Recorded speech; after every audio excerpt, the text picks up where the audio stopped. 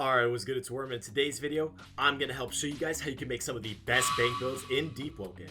In this video, I'm going to be going over two main builds, one being easier to prog and one being slightly harder to prog, but they will both get you over 525 carry weight, with the first one obtaining that and the second one getting up to 535 carry weight. So without further ado, let's get on to the actual builds.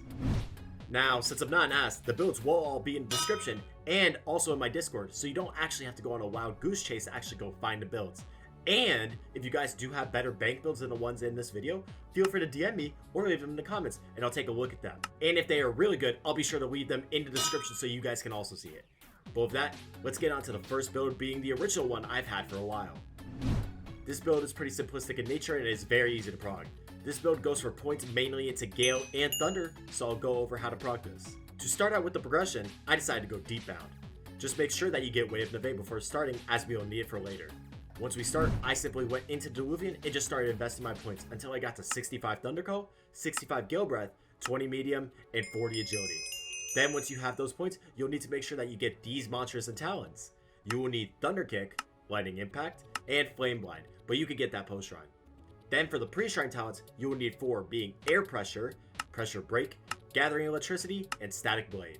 You can also pick up talents such as Volt Kick and Rain of Stag now if you wish. But once you've gotten all your talents, you can feel free to shrine after putting your points into Intelligence, Fortitude, and Strength.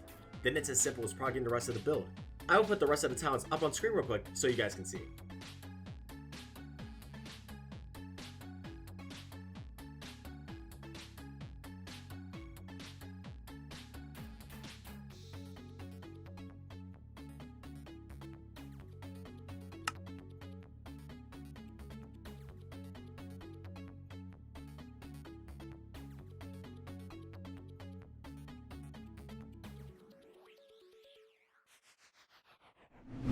You will need to go get some other talents from Talent Quest. These talents can't be obtained through normal hands, so I'll show you guys how to get them real quick.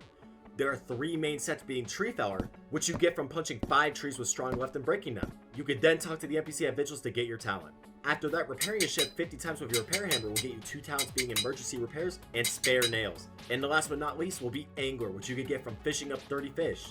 Once you've gotten all these talents, you should be left with 192 carry weight from talents, which once you combine that with everything else, being your innate 100 carry weight, your 100 carry weight from your strength, which can also be much higher if you have a race that spawns with strength like Connor Canor. And of course boons like Pack Meal and the Grand Pathfinder backpack, you could get this build all the way up to 525 carry weight.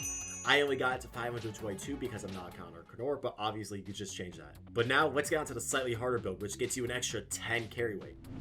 While I was actually in the process of making this video, I actually found out that this build even existed. I found out from a little goober named Paper, and it kind of drove me crazy. Because yes, if you didn't know, there's a funny little oath that gives you carry weight. If you guys didn't know, which I also didn't know, Salt Chemist actually gives you an innate 20 carry weight once you get the oath, which that changes a lot of things. So real quick, I'll be putting the build up on screen right here, and of course, it will be also down in the description. The build simply doesn't go Gale Breath, so they lose out on some talents, but they're able to get Salt Chemist in the end, which is a big plus. This build is a bit harder and more strict to prog, but if you really need that 10 carry weight, I would say it's worth it. Of course, you will be going down roughly the same route, as the builds are pretty similar with progging, but just make sure you get all the talents you need pre-shrines, such as Spine Cutter, Steady Nerves, Volt Kick, Rain of Static, and of course Gathering Electricity and Static Blade like on the last build. But with that, once you finish progging the build, you will have 535 carry weight, which will allow you to basically have the best bank build in Deepwoken, that I know of at least. So if you guys enjoyed, feel free to like and subscribe, and you have no idea how much it helps me. But if you do like that and you have any other critiques or comments, feel free to drop them down below. But with that, I hope you all have a great day, and if you have any questions, my DMs are always open, and if you're curious about a commission, my info is in my Discord and MX's server. But with that, I hope you all have a great day.